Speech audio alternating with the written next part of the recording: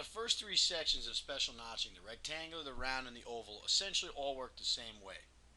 The bend notch and the connector lock notches are a little bit different, so we're going to focus now on the bend notches.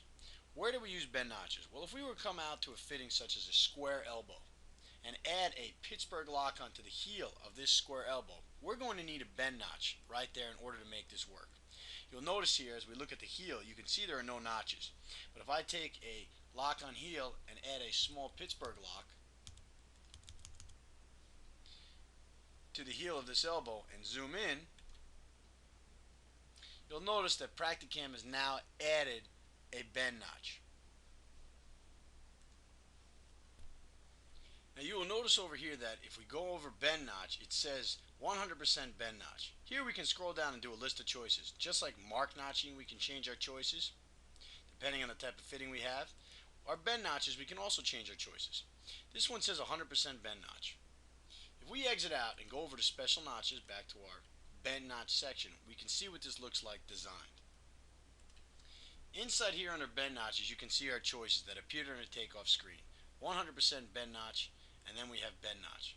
Now 100% bend notch essentially means that right here you can see the numbers 0 to 100.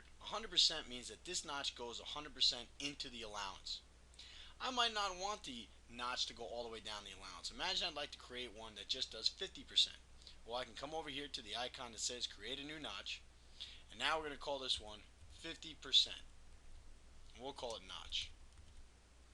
Now in this one, what we're going to do is we're going to redesign this notch so that it goes 50% down the allowance. I'll use my eraser tool and then pick up my line by line, and we'll say that this notch goes down to 50%. You can see my line right here.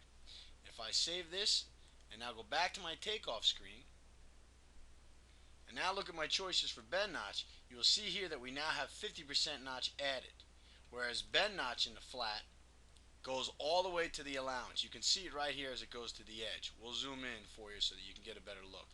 But you can see 100% bend notch goes all the way right into the edge of the allowance, or the end of the allowance, 100%.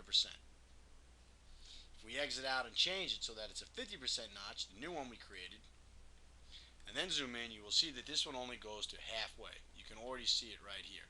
But let's zoom in anyway. This one goes exactly to half, or 50% of the total allowance. This is how we can adjust our bend notches.